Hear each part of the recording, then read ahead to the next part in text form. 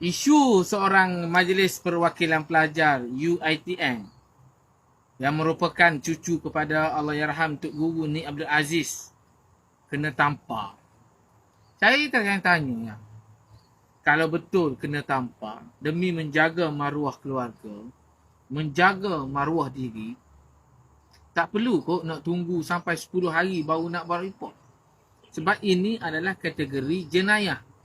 Bila ada kelakuan jenayah, maka kena ada bukti-bukti yang menyatakan bahawasanya anda ditampar dengan niat mencederakan. Jadi saya nampak penjelasan daripada Dr. Azhar. Dia bukan berniat untuk mencederakan. Bukan disebabkan dia tahu bahawasanya saudara itu anak cucu kepada Tuk Guru, maka bertindak untuk menampar. Tidak. Sebab Dr. Azhar ni rapat sangat-sangat dengan Nik Abdul, bapa saudara kepada saudara Ali Syami.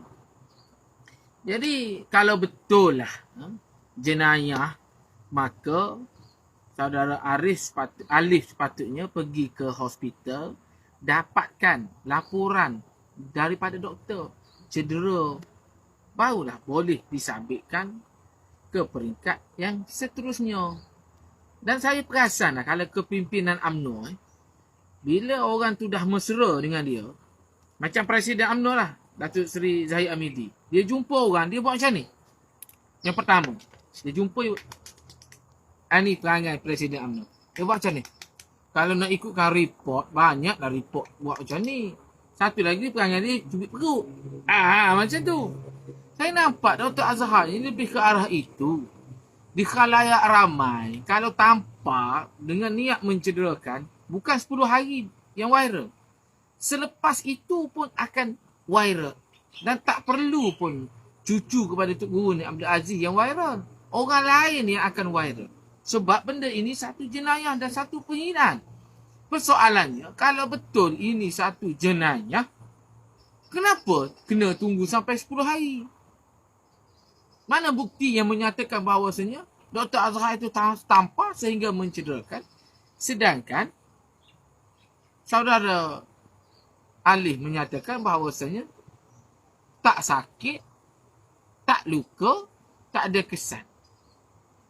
Macam mana kamu membuat laporan polis nak menjaga maruah kamu sebagai cucu kepada Tuk Guru, sedangkan kamu sebagai Majlis Perwakilan Pelajar, sebagai pemimpin, on the spot.